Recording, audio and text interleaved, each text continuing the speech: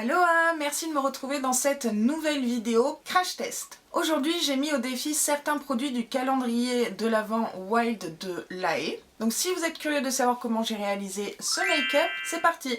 Donc pour ce crash test make-up Wild, sauvage, d'ailleurs ça se voit ma coiffure et j'ai même fait un effort vestimentaire, n'est-ce pas? On va utiliser le primer, l'huile hydratante pour les lèvres, le bronzer, la palette à sourcils. J'avais également envie de tester l'eyeliner, la palette, les rouges à lèvres. Je vais essayer de tester les deux parce que j'arrive pas à me décider et faire un choix. Et le gloss dans les teintes vioreuses. Donc si vous n'avez pas vu ma vidéo unboxing, je vous mets la vidéo dans le petit qui doit s'afficher par là. Donc on va commencer avec la base. C'est une base qui se dit hydratante. Donc je l'applique avec le doigt. La crème est blanche. Donc je l'applique sur l'ensemble de mon visage, j'en mets pas beaucoup. Donc l'odeur, c'est une odeur de noix de coco. Oh, j'adore. L'odeur n'est pas trop forte. Alors c'est encore un peu collant. C'est une base hydratante. Moi, j'ai plutôt l'habitude d'utiliser des bases pour combler les pores, par exemple, ou des bases matifiantes. Donc, je vais attendre que ça sèche. Hors caméra, je vais venir mettre mon fond de teint, mon anti-cerne et poudrer mon visage.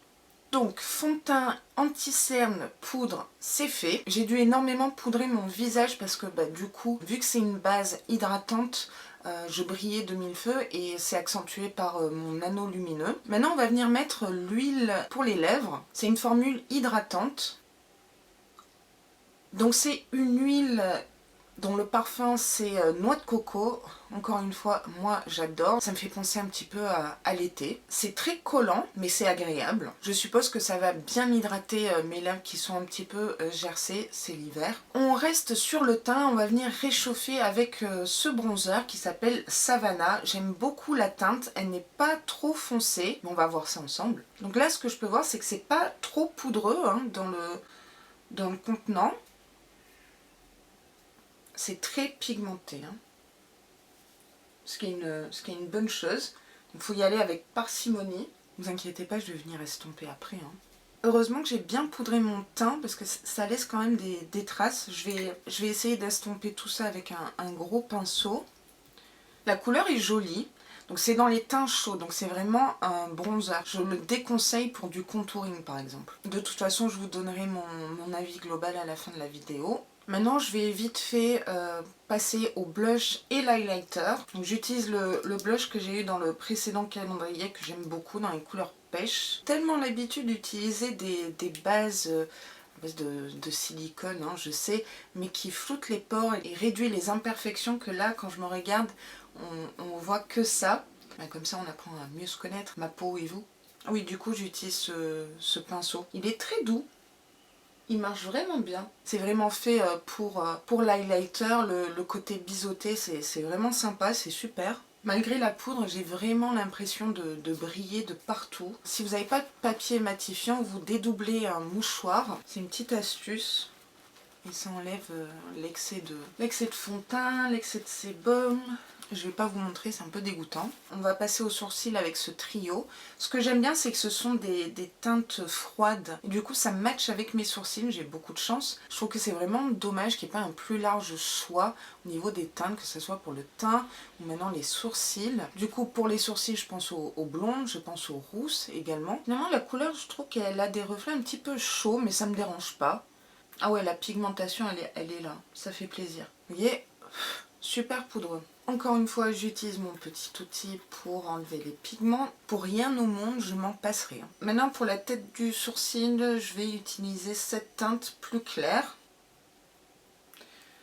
Le jour où j'arriverai à faire mes sourcils correctement et de la même façon, les poules auront des dents. Ok, je suis plutôt satisfaite de la pigmentation.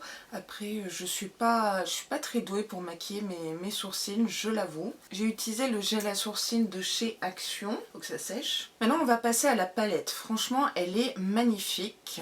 J'ai essayé de réfléchir à un maquillage qui pourrait aller avec le côté sauvage, wild, mais j'ai un sérieux problème, c'est qu'il n'y a qu'un seul fard mat, il est là, c'est un blanc, ça m'arrange pas beaucoup. Je suis quand même un peu obligée d'utiliser une autre palette en complément et c'est d'ailleurs ce que je vous recommande. Je vais utiliser du coup la palette Top Beauty que j'ai achetée sur Amazon. J'ai d'ailleurs fait un crash test sur cette palette, n'hésitez pas à aller la visionner. Je vais venir poudrer les paupières avec un fard beige, mat surtout. Je me répète, mais c'est pour pouvoir mieux estomper les fards. Donc pour ce look un petit peu sauvage, je vais également sortir de ma zone de confort puisque je vais partir dans les marrons. Ça, c'est pas sortir de ma zone de confort, mais également partir sur des vert kaki. Pour mon fard de transition, je vais utiliser un marron de la palette Top Beauty. Étant donné que ça fait pas partie de ce crash test, je commente pas plus que ça. C'est vraiment pour donner un petit peu de dimension au maquillage. Donc dans la palette du calendrier, je vais venir utiliser ce vert foncé irisé sur la paupière mobile. Je vais d'abord commencer à l'appliquer avec le pinceau. Si je vois que ça se prélève pas très bien, j'irai au doigt. En prélevant la matière dans la palette, je vois que c'est quand même poudreux. J'ai peur des chutes. Je dis ça dans chacune de mes vidéos. Je pense que vous avez compris maintenant. Il est pigmenté, ça fait super plaisir. La couleur est très jolie. Je vais venir un petit peu estomper entre le fard que je viens d'appliquer et le fard de transition, donc vraiment ici, légèrement. Alors en estompant, il perd un petit peu d'intensité, mais c'est pas non plus dramatique. Du coup, je vais utiliser mon doigt, c'est vraiment très joli. Je vous le dis souvent, mais je ne suis pas make-up artiste, je pense que ça se voit. J'aimerais beaucoup intensifier le coin externe. Du coup, je vais utiliser cette couleur foncée, encore une fois irisée. Je ne sais pas du coup ce que ça va donner, je vais essayer. Alors comme ça, j'ai pas l'impression que ça se prélève énormément sur le pinceau. Non, c'est pas super. Ça intensifie quand même, ça reste irisé. Donc pour m'aider sur le coin externe, je prends toujours un pinceau biseauté. Du coup qui prend la forme comme ça de l'œil. Ça intensifie, ça se mélange bien avec la couleur de transition. Finalement je suis assez contente, c'est joli. Enfin moi je trouve ça joli, hein. Vous me direz en commentaire ce que vous en pensez. Je suis obligée quand même de replonger souvent mon pinceau dans le fard pour obtenir quelque chose. Je vais reprendre le pinceau avec lequel j'ai appliqué le fard beige sans matière pour pouvoir venir flouter les bords, que ça fasse un peu plus propre. Vérifier, mais j'ai pas eu de chute. Ça c'est une bonne nouvelle. C'est joli. Par contre, ce fard foncé à déplacer ma couleur de transition, mais les couleurs vont bien ensemble. Après c'est très irisé. Pour rester dans les verts, j'ai bien envie de tester ce vert kaki dans les dorés, voir ce qu'il a dans le ventre. Je vais le mettre en coin interne. Et du coup, en point de lumière, je vais utiliser celui-ci, qui est un doré qui tire vers les roses un petit peu. Je vais venir le placer ici. Il marque très bien. Il est lumineux, j'espère que vous pourrez le voir à la caméra. Ouais, j'aime beaucoup, il est très joli ce fard. Donc voilà pour les yeux. En ras de cils inférieur, je vais utiliser un crayon à moi de chez NYX. La teinte c'est Esmeralda, c'est dans les verts. Avant qu'il sèche, je vais venir un petit peu le fumer, le dégrader. On va finir nos yeux avec l'eyeliner. Déjà j'aime beaucoup le packaging. Donc c'est pas une pointe feutre, c'est une pointe très fine. C'est un pinceau, on va voir ça. J'ai toujours ma technique, j'aime bien avoir les yeux bridés. Mais il marque pas très bien, il marque vraiment pas très bien. Oula, je sens le fail, ouais non. Il est pas noir, il glisse pas très bien. Non, c'est un fail, un vrai fail. La pointe est fine, ça aurait pu être super si le produit à l'intérieur était noir et pas gris. Je vais même pas continuer, c'est un fail, je suis très déçue. Donc voilà, hors caméra, j'ai été mettre tant bien que mal mon eyeliner et ainsi que mon mascara. Donc maintenant, on peut passer aux lèvres. Pour les lèvres, je pensais commencer par le combo rouge à lèvres gloss dans les teintes vieux rose, rose top. Donc ce rouge à lèvres raisin n'est pas mat, il est plutôt velouté. L'application est super, j'aime beaucoup la couleur. Après, c'est pas très opaque, mais c'est homogène. Non, c'est très discret, c'est un rouge à lèvres pour tous les jours. Moi, j'aime beaucoup. Je vais essayer de le combiner avec ce gloss qui est plus rosé. Il y a une odeur un petit peu chimique, enfin pas trop, mais j'aurais préféré que ça sente la noix de coco. Donc pour ce gloss, voilà ce que ça donne, c'est très très joli, c'est très rose quand même. Je pense que seul il serait également très joli sans un rouge à lèvres en dessous. Je sais pas ce que vous en pensez. Dites-le moi en commentaire. Maintenant j'ai vraiment très envie d'utiliser ce rouge. C'est vrai que depuis la série Unboxing Crash Test des calendriers de l'Avent, je vous ai mis systématiquement de côté les rouges à lèvres rouges. Mais là j'ai vraiment envie d'essayer de pumper mes lèvres pour vous. Ok, donc je suis venue démaquiller mes lèvres et on va appliquer ce magnifique rouge. J'aime pas trop l'application, c'est un petit peu... c'est dur. Donc là encore une fois je n'utilise ni pinceau à lèvres ni crayon à lèvres. Voilà ce que ça donne, c'est un joli rouge. Je suis un peu déçue sur l'opacité. Non, là je suis un peu mitigée. Vous savez, je suis têtue, je vais essayer une deuxième couche. Bon, une deuxième couche a légèrement intensifié ce rouge, mais c'est pas non plus la folie. Je pense que ce rouge à lèvres serait idéal l'été par exemple. Il est temps pour moi de vous donner mon avis global sur ce crash test. On va commencer par la base hydratante à l'eau de coco. Franchement l'odeur elle est super agréable, ça fait penser à l'été. À moins que vous vouliez un effet glowy, comme primer, je trouve pas ça vraiment top. Après elle est hydratante, c'est une bonne crème mais pas comme primer. Ça reste bien entendu mon avis, tout dépend de l'effet que vous voulez avoir sur votre peau et le rendu de votre make-up. Pour le primer hydratant, je suis un peu mitigée. Je dirais, je sais pas. Je vais ensuite passer au bronzer. Franchement, c'est un très joli bronzer. Il est pigmenté. J'aime beaucoup la couleur. Pas trop foncé. Ce bronzer est dans les teintes chaudes. Il donne un petit côté allé à sa peau. Pour moi, c'est un top.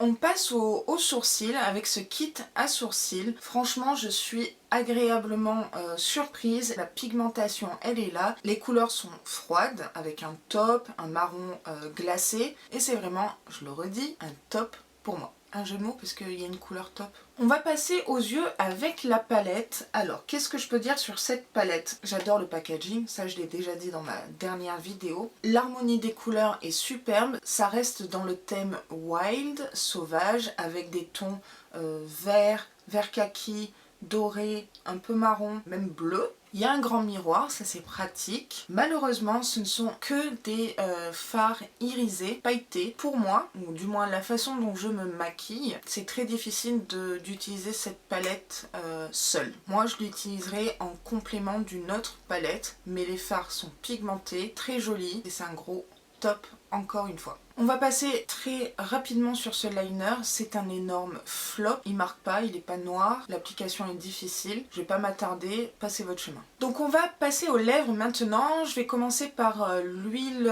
hydratante pour les lèvres à l'huile de coco, j'adore, ça a vraiment bien hydraté mes lèvres. Donc si je peux vous donner un petit conseil, c'est l'appliquer au tout début de votre make-up que c'est le temps de pénétrer, mais ça je valide et c'est un top. On va passer au rouge à lèvres dans la couleur rose top, très jolie couleur, l'application est agréable, attention c'est pas un mat, mais ça c'est un top. Maintenant en ce qui concerne le gloss dans les vieux roses, bois de rose, franchement l'application également était agréable, la couleur est très jolie et je pense que la prochaine fois je l'utiliserai seule sans rouge à lèvres en dessous, parce que ça peut être très joli, surtout printemps, été. Encore un produit qui est un top.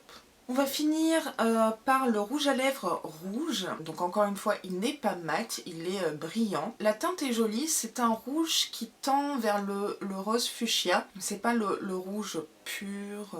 Alors au niveau de l'opacité, c'est pas trop ça. Mais sinon oui, pourquoi pas, c'est un top.